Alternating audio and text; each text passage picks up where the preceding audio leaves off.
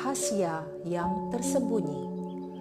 Bacaan diinspirasi dari Injil Markus bab 9 ayat 2 sampai 13. Pada suatu hari, Yesus berbicara tentang bagaimana ia akan menderita sengsara. Sesudah itu ia membawa Petrus, Yakobus dan Yohanes dan bersama mereka naik ke sebuah gunung yang tinggi. Di situ mereka sendirian saja.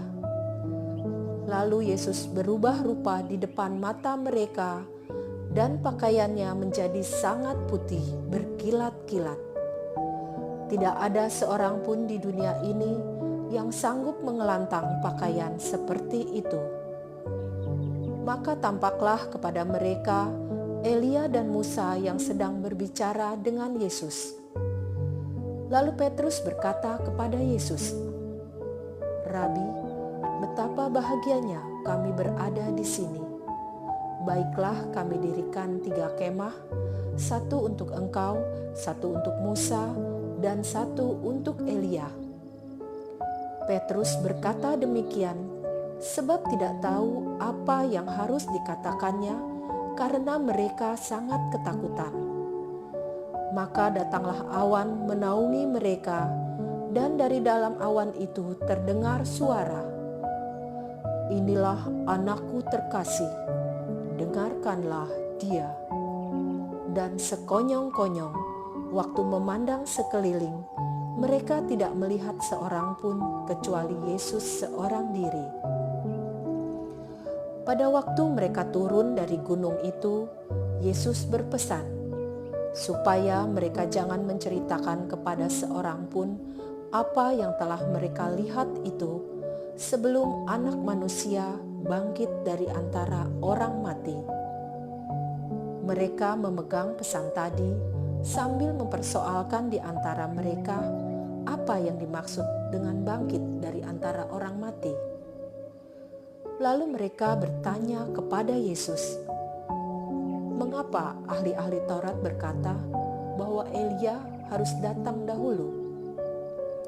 Yesus menjawab, "Memang Elia akan datang dahulu dan memulihkan segala sesuatu. Tetapi bagaimanakah halnya dengan Anak Manusia? Bagaimana tertulis bahwa ia akan banyak menderita dan akan dihinakan? Tetapi aku berkata kepadamu, memang Elia sudah datang, dan orang memperlakukan dia menurut kehendak mereka, sesuai dengan yang tertulis tentang dia." Demikianlah sabda Tuhan. Pada suatu pagi, Sri Sultan Hamengkubuwono IX almarhum mengendarai mobil Jeep Land Rover dan seperti biasa tidak menggunakan sopir. Di suatu jalan mobilnya dihentikan oleh seorang ibu yang membawa beberapa karung berisi barang dagangan untuk dijual di pasar. Ibu itu menyuruh Sri Sultan untuk mengangkat barang-barangnya ke atas mobil dan setelah itu dengan tenangnya duduk di sampingnya. Ketika sampai di pasar, dia menyuruh Sri Sultan untuk menurunkan barang-barangnya dan tanpa membantah, Sultan pun melaksanakannya. Ketika seperti biasanya ibu itu memberikan upah angkut, Sri Sultan menolaknya dan segera pergi dengan mobilnya. Ibu itu sempat mengomel karena penolakan itu. Seorang petugas polisi yang kebetulan berada di dekat situ memberitahu kepada ibu itu Ngarso Dalem.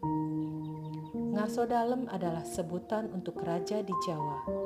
Kurang lebih artinya hadirat raja. Seketika pingsanlah ibu yang malang itu dan segera dibawa ke rumah sakit. Aku membandingkan syok yang dialami ibu itu dengan pengalaman Petrus ketika dia bersama Yohanes dan Yakobus dibawa ke hadirat Allah dan diperlihatkan kepadanya kemuliaan Yesus. Sosok yang sehari-hari selalu bersamanya, yang dia dengar suaranya yang sering makan dan minum bersamanya itu ternyata adalah anak Allah itu sendiri.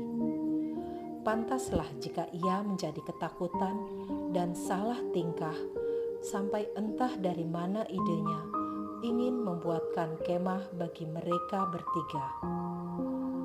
Peristiwa transfigurasi itu memberi kesaksian atas diri Yesus secara supranatural, di mana kehadiran Musa dan Elia mengkonfirmasi jati diri Yesus sebagai Mesias, seperti yang dinubuatkan dalam Taurat dan kitab para nabi. Yang terpenting dan terutama dari semua itu adalah kesaksian oleh Bapa sendiri yang menyatakan bahwa Yesus adalah anaknya. Rahasia yang tersimpan selama berabad-abad dan tersembunyi dalam diri Yesus dari Nazaret telah dinyatakan kepada mereka. Pernahkah kita menyadari kehadiran Yesus dalam kehidupan kita sehari-hari? Kesaksian apa yang kita miliki agar dapat mewartakannya kepada sesama? Ya Tuhan, Engkau bersabda bahwa ketika semuanya itu terjadi, Engkau hadir di situ. Bukalah mata batinku agar dapat melihat kehadiran-Mu dalam diriku dan dalam peristiwa-peristiwa di